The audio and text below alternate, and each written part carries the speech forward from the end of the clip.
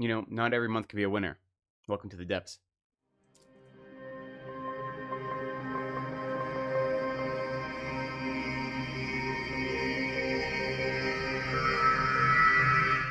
Hello, welcome back to Reading from the Depths. My name is Lecton. Thanks for spending some time with me today. So today I have a wrap up for you of the month of February. What have I been up to the last 2 weeks? What have I been reading the last 2 weeks? And what are my reading plans for March? We're going to go over all that. So first, what have I been up to the last 2 weeks? I will say that in the last 2 weeks, I celebrated a birthday, which was nice. I turned 41, which is kind of a nothing birthday, I will say. And, I live at a monastery, and the Tibetans don't really have any practice of celebrating birthdays, so I didn't get any birthday celebrations here. My sister did send me a message, which was nice. My brother didn't send me a message, but I also don't think he's wished me a happy birthday or bought me a birthday present in probably the last 2 decades, if not more. It's not his style. That's okay.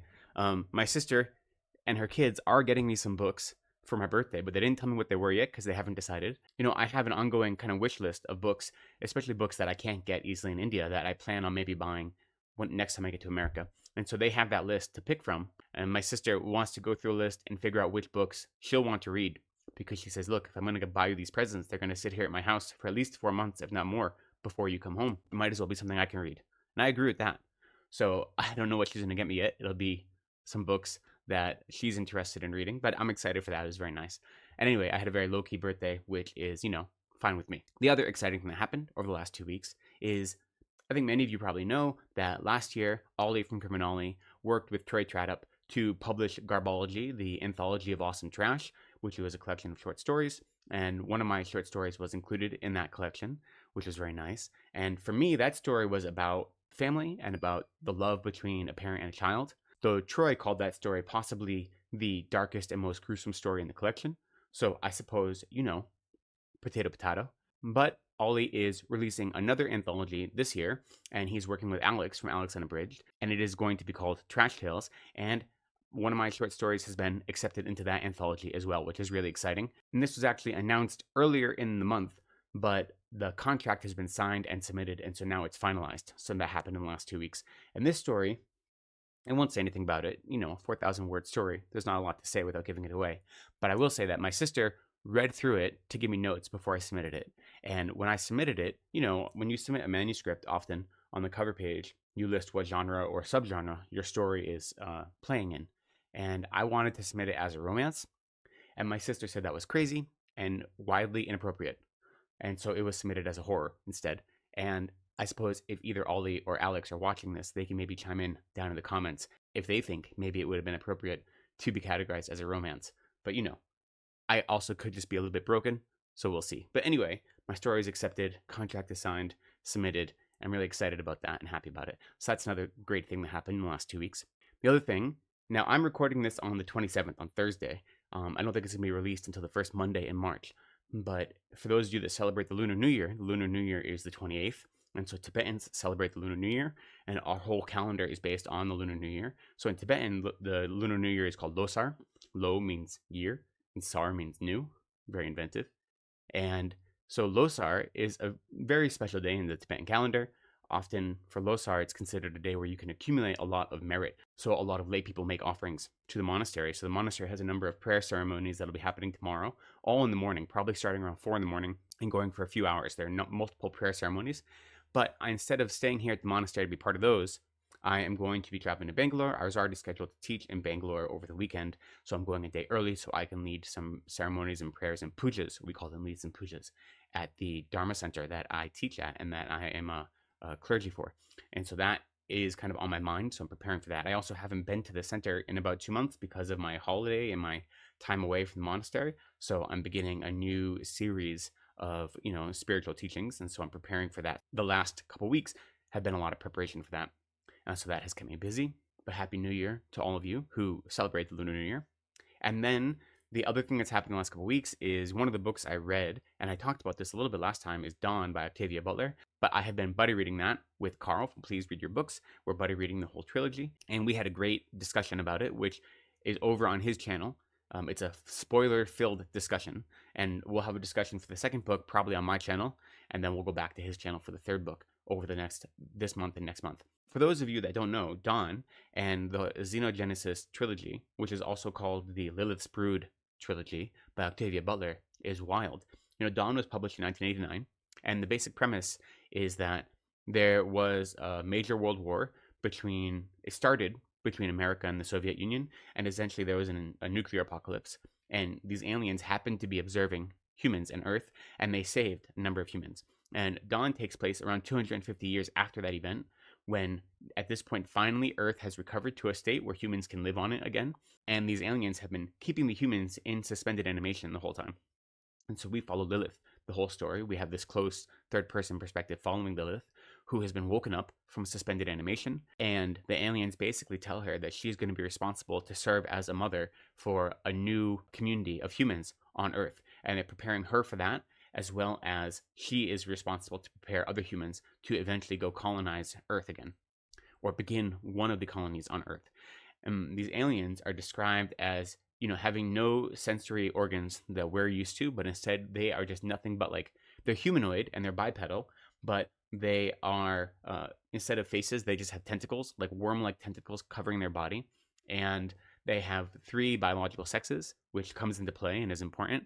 And they can engage in genetic manipulation, at the touch. It's very simple for them. And so a big part, the way their civilization has survived over the millennia is by engaging in what they call trading, where they take genetic material from other species and other civilizations and incorporate it into a forced evolution, essentially, and they give part of their genetic information back to the others, and that is how their society and their existence has been able to survive. They want to engage in this trading of genetic material with the humans and with Lilith. But meanwhile, Lilith and all the other humans are basically prisoners on their ship, and they won't be allowed to return to Earth to start this colony until they meet these aliens' expectations, essentially. So the book is playing with ideas about consent and power and about humanity, essentially. What is it that makes us human? What is it about our body and about our mental capacity and about our emotional intelligence that makes us human? And is how much of that can we give away, or how many new things can we adopt before we lose our understanding of humanity? So I thought the book was really wonderful, as did Carl. We had a great conversation, and I will leave a link to it down in the description. I definitely think you should go check it out. Okay, so what have I been reading the last 2 weeks, or what have I finished? As you know, I am judging the BookTube Prize, the first round of nonfiction, and so I read 2 more of those books. The first one was Knife, a memoir of an attempted murder by Salman Rushdie. And the next one was Charlie Hustle, The Rise and Fall of Pete Rose and the Last Glory Days of Baseball by Keith O'Brien. And now they requested us not to talk about any of these books until all the judging is done, so we don't influence other judges, so I won't say anything about them. I will say I'm enjoying the experience of being a BookTube Prize judge, and I've read 4 books so far. I have 2 more coming up. I'll talk about that to read before the end of March. And then the other books I read this month mostly weren't great. It wasn't a very exciting 2 weeks, let's say. I read 1 book which I thought was great, and then another one I thought was pretty good. Well, I'd say good, really good. And then 3 others that were of middling, middling quality. So some hits and some misses. And so the first 2 I want to talk about are both arcs. One of them I received from the publisher, one I received directly from the author. And these I didn't think were great, kind of for the same reasons, actually, even though the stories were wildly different. And they both had similar strengths and similar weaknesses. So the first one is called Nowhere by Allison Gunn. And this is a story of a couple who are from the big city of Richmond, and they move to small town in rural Virginia because she has a job as a sheriff. She gets a promotion basically to be the sheriff of this town, and he is a journalist. And they moved there a little over a year ago. You find out they have 3 kids, though one of their kids died in a car accident the year before. And so they're having all these marital problems, and they have secrets and lies, and their relationship is very fraught. And meanwhile, something is wrong in the woods in this small town in Virginia. You don't know what it is, and it's affecting the children because there's something wrong with all the children. And so I thought the story here was really good. It was a twist or a play on a very common kind of superstition or folktale. I won't say which one because that would give it away, though it's very obvious once you start reading if you're familiar with that particular folk story. I thought the whole story, the overall storyline was good, where it ended up and the plotting and how fast it moved and just the ideas behind it I thought were good. I think the main characters, they had a lot of depth. They're interesting if you look at them on paper. Just this is what they've gone through, this is who they are. But the way they were presented, it was always balls to the wall. There was no subtlety in the way they were presented in the story. So they felt very one-dimensional, which was that they were turned up to 11 all the time. And the ancillary characters were kind of all the same. They were different variations of small-minded, backwards kind of hillbillies, essentially. And so the characters kind of left a lot to be desired, even though there was a lot of potential there. And you're looking at this clash between big city and small town, hypothetically. But that doesn't play nearly as important of a role in the story as it could. And just the way these characters act is so discordant with the way they express themselves and the way they think. It just, I don't know, it was very frustrating to read these characters doing these things that felt totally for the purpose of the narrative only and not genuine to the character as the character was presented, you know? So that was the most frustrating part. And then what made it hardest is just the writing. The writing felt really stilted. It felt really blocky, and it didn't flow in any meaningful way. And that included the dialogue and the exposition or prose. Some of the dialogue, at least for the ancillary characters, was done in a vernacular of, like, you know, small town Virginia hillbilly vernacular kind of, and that was fine. Like, that at least added some color. But again, almost all the ancillary characters were just variations on a theme, so it wasn't like you had these different experiences with the different ancillary characters. And this, yeah, the writing itself was blocky, it was choppy, it felt very manufactured, and it made it hard to run with the story, to be part of the story, because the writing kept me at bay. And it was a kind of a similar thing with the next story. It's called The Hacker and the Hillbilly. This was sent to me by the author in exchange for an honest review. And this story, it takes, you know, the main character is an Indian who travels to America where the rest of his family is already living in America, and the patriarch is dying of that family. So he is desired to come over and help take over the family business, but he doesn't really want to have anything to do with that. So he comes over, but then kind of is going on his own. And he is living in a hotel where he meets up with essentially a pimp and a drug dealer who he becomes friends with. And the story is kind of this, odd couple story of these two people who become friends, both of whom live on the outskirts of society, both of whom are kind of marginalized in their own way, the titular hillbilly and the hacker. It's essentially a slice of life story of these two, because, you know, the two of them are already on the outside, and they are just trying to get along and trying to make their way, but they don't really want to do honest work, so they are kind of conning people. And within the story, they plan and execute a couple of cons, and that is kind of where the story goes, is them planning these cons and using that as their way to kind of exist in the world. Which, like I said, is very much an interesting way to look at a slice of life story between this odd couple who are kind of living on the fringes of society, who are also kind of looked down upon by society, who are engaging in this morally gray, if not despicable, behavior. And it's just a slice of life of these two characters, which is an interesting idea. I like the characters. Unfortunately, there isn't a lot that happens in the narrative. Like, they have these cons that they're planning, but unlike a heist story where there are these really complicated, moving parts to the con, they're actually pretty simple. So they just have this idea of it, and then they kind of do it. And so there isn't a lot of tension in the cons themselves, and that's fine. With a slice of life story, you don't expect, explosions and fireworks, but I felt like there needed to be something. And the author introduced all these like secondary storylines that just kind of don't go anywhere, which was a little bit disappointing. So the main character, when he first comes to America, he gets in league with this hacker group online, and he kind of, goes astray with them and gets on their bad side. And you think that story might come back in the end and bite him in the butt, but it doesn't. It kind of fizzles out. There's not a lot that happens there. And then that main character is having these like visions, these like intuitive / psychic visions about how to go about their cons. But there's not a lot that goes into that either. They just kind of happen conveniently for the story. And they, and the characters are like, where does this come from? Why are these happening? But it just kind of, again, fizzles out. And then there's a whole other storyline about potential crashed UFO in the area that crashed decades ago that is being covered up by the government. All of these ideas are interesting. And you can see how a covert hacker group, as well as government conspiracy about aliens and UFOs and psychic visions, could all play the part of these secondary storylines that twist and weave in and out this slice of life story and then come together to make something really weirdo in the end. But it doesn't do that. Like, they don't come together. And then similar to the last story, the writing just felt really constructed, if that makes sense. It felt very stilted, both in dialogue as well as prose. It wasn't inviting, and it felt very much manufactured. So I had a hard time with the writing itself. I think it could have been smoothed over a little bit to make the story, not more accessible, but just something that kind of sucked you in more, because the writing was an obstacle to me engaging with the story. And also, this one took place in a small town in Tennessee, in the hills of Appalachia, And I didn't really get a strong sense of place in this one or in the last one, Nowhere by Allison Gunn, or The Hacker and the Hillbilly by Tilson Claus. They both took place in small towns in Appalachia, but neither of them felt like the atmosphere or sense of place was all that important to the story. What was important is that they were in a small town compared to a big city. But other than that, it could have been anywhere in the US. It didn't feel like the environment or the world building was critical to the character's experience, and that was something I was missing in both stories. So then moving on from those, moving up a little bit, another story given to me by the author in exchange for review. This is a collection of short stories called Happy Bunny and Other Mischiefs by Rebecca Granston. And this was better. These were weirdo, absurdist horror stories. And what I liked about them is that the tone of them was almost this like sugary pop, very upbeat kind of tone. But what they were talking about was really dark and twisted, occasionally quite gory and unexpected. So this dissonance between the style or the tone and the content, I thought was really, really well done. It catches you by surprise every time. The stories aren't presented in such a way. They're not bleak and overbearing and dark and moody.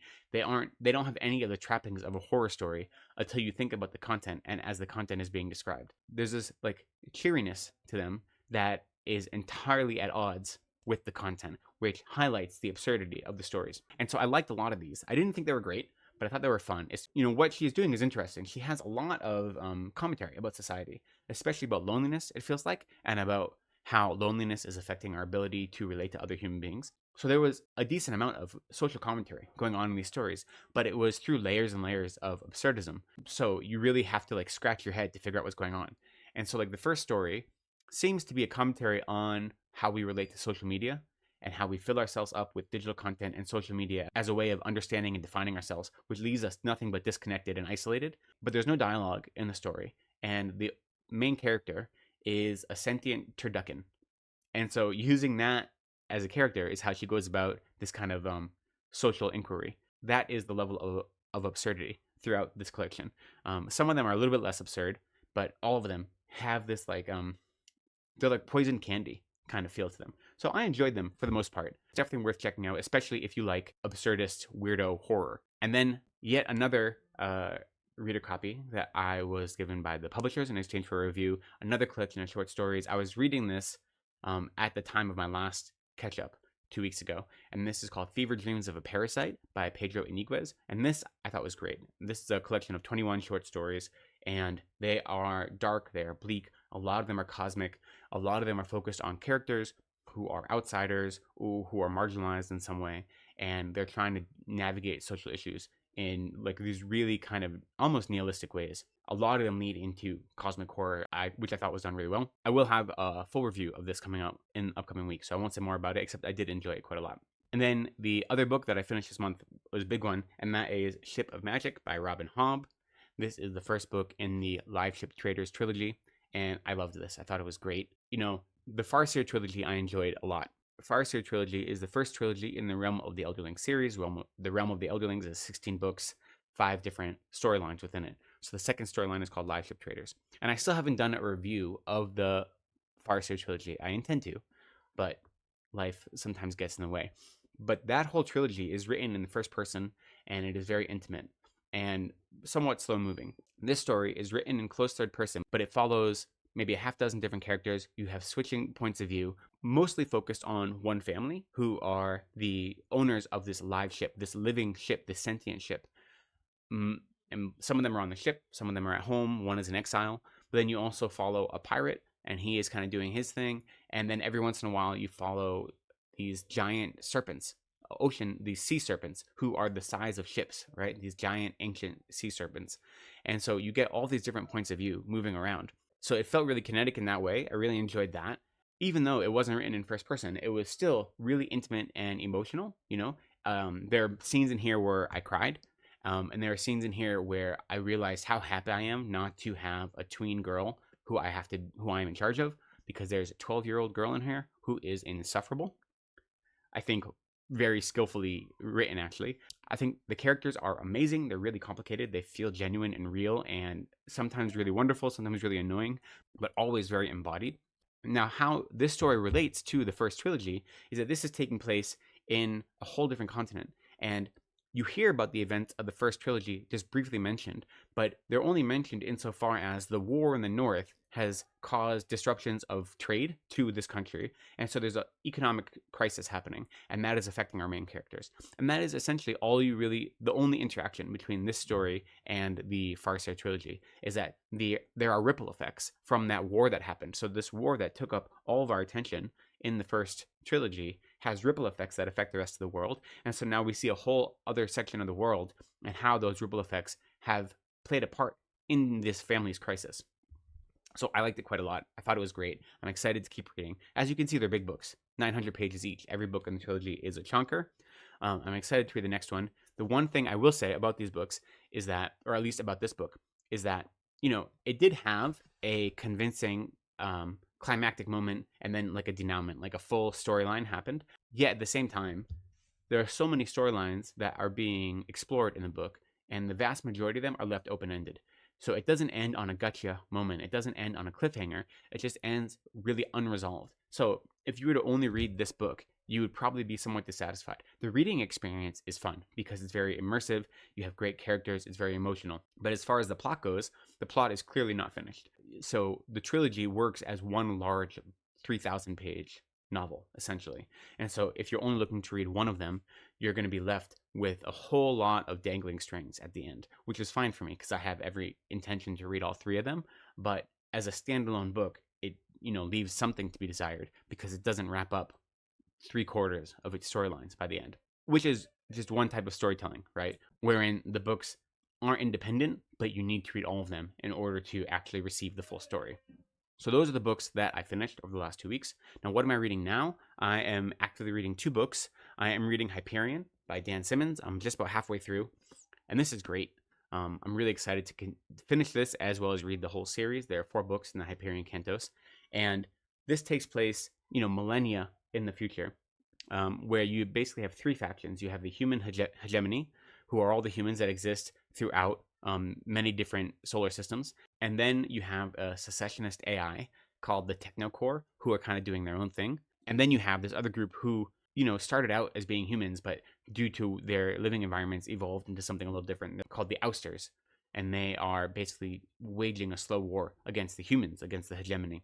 And so I'm only halfway through. I can't speak too much about the story, except that the writing is phenomenal. The heart of the story is we have these 7 characters who are pilgrims who have to go on a pilgrimage to this death god called the Shrike, who lives on Hyperion, the planet Hyperion. And they have been called to do this. They aren't part of the cult of the Shrike on their own. For different reasons in their life, they have been called to go on this pilgrimage. And he is a death god, essentially. He's the Lord of Pain. If you go on pilgrimage, you have to go on pilgrimage with a prime number of devotees. And when you finish the pilgrimage, you all make requests of the Shrike, and then he answers one of them and kills the rest of you. So it isn't something, it's this suicide death cult, essentially, of a death god. But they're being forced to go on pilgrimage. And at least the beginning part of the story is you're learning why and how that affects the whole world. Meanwhile, the Ousters are, waging war or about to wage war on Hyperion, on the planet itself. What is so well done is that, at least for the first part of the book, these 7 have met for the first time, and they're telling each other their stories so they can try to figure out what their goal is. Like, why were they called to be on this mission together? And so I've gone through 3 of the stories so far: the priest's tale, the warrior's tale, and the poet's tale. And each of them is written from the point of view of that character. And so the writing style is different for each of these chapters, which is great. It's really, really skillfully done. You feel like you're in a different story with each one. And so now there are 4 more stories for me to go through, 4 more tales, and then I'm sure they'll all combine as, they move forward in their quest or in their pilgrimage. I think the writing is top-notch. It's really deep and immersive. The characters are really complicated, and I'm having a great time with it. One thing that it made me think of, which I have never thought of before, is a critical part of the story is what they call time debt. This society has mastered interstellar travel, and they've also mastered, cryogenic sleep and suspended animation. And so so the characters in the story talk about how old they are and how much time debt they have. And the time debt is how long they've been in suspended animation. So some of the characters have lived lives that has spanned, a couple hundred years, but they themselves may be in their mid 40s or something like that. And so they may be 45 years old, but have a 150-year-old time dead. And what was interesting to me about this is that I don't think I've thought about it before. When you talk about, usually in sci-fi stories that have this ability to go into deep sleep and to travel the speed of light or beyond the speed of light, one group of characters may leave their home planet. They may, be a seed ship or something like this, but they don't ever have any communication with the rest of the planets.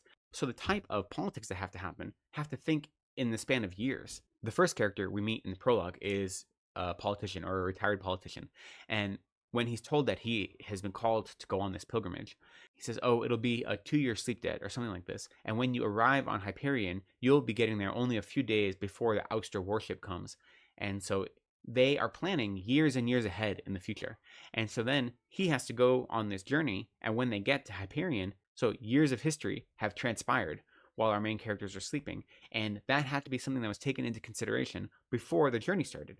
And I just think that the way that there is constant politics across the different solar systems, and the different characters are trying to spread out their dominion, trying to be more than just one planet or one system, means they are required to think in spans of years and time in ways that are totally divorced from how we think of both political maneuvering, but also just, how we plan out our reality. So I hadn't seen anything quite as explicit in other sci-fi.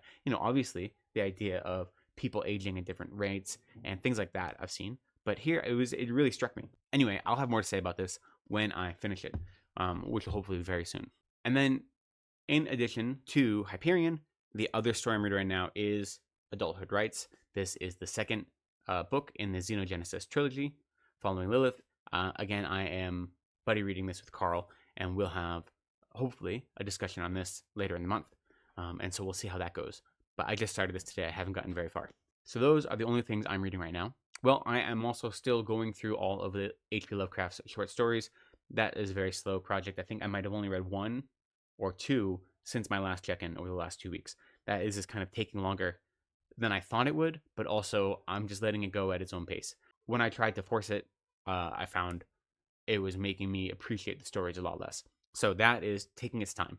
And that is it. That's all I'm reading. So then what are my plans for March? What does my reading schedule look like? And I do have somewhat ambitious plans. Not as ambitious as others. I've seen some other booktubers recently talking about their March plans, which were much more intense than mine. But I have a good dozen books here, and so we'll see if I can get through all of them. The first one, I am buddy reading Ursula K. Le Guin's The Left-Handed Darkness with Joanna from Joanna Reads and Philippa Chase from Philippa Chase, The Best of Fantasy. And we'll have a discussion about that in early April, I think. I'm really excited to read that. I have not read a lot of Ursula K. Le Guin. I've only read 2 novels and then a handful of short stories, and so I'm excited to read that one. And then, of course, I will be reading The Mad Ship by Robin Hobb. This is the next book in the Live Ship Trader series. I'm really looking forward to this. I'm not going to start it for a little bit of time yet because I have a couple obligations I want to get through first. And as you can see, this is going to take me a little bit of time, but I'm excited for it. I do have 2 remaining books for the BookTube Prize. The first one is called The Bookshop, A History of the American Bookstore by Evan Friss. And the second one is called 3 Shades of Blue, Miles Davis, John Coltrane, Bill Evans, and The Lost Empire of Cool by James Kaplan. So those are 2 nonfiction books that I'll be reading in the month. Next, I do hope to get to the fall of Hyperion. So assuming I finish Hyperion shortly, I'll be reading the second book in the quadrilogy, The Fall of Hyperion. So that is on the queue. And then the rest of my books are a combination of review copies and books that I am looking forward to reading for March Mystery Madness. And there's some overlap there. So the first one is a book called A Drop of Corruption by Robert Jackson Bennett. And this is the second book in what's called the Shadow of the Leviathan series, or the Anna and Din mystery series. And the first book was called The Tainted Cup. And so this book is coming out in the end of March or the beginning of April. I have a review copy, and I loved the first book, The Tainted Cup. This has vibes of like Victorian England. Like that's the vibes of the setting, but it's a fantasy world, and there are different types of magic and uncommon things happening. Essentially, it is a riff on Sherlock Holmes with these 2 main characters.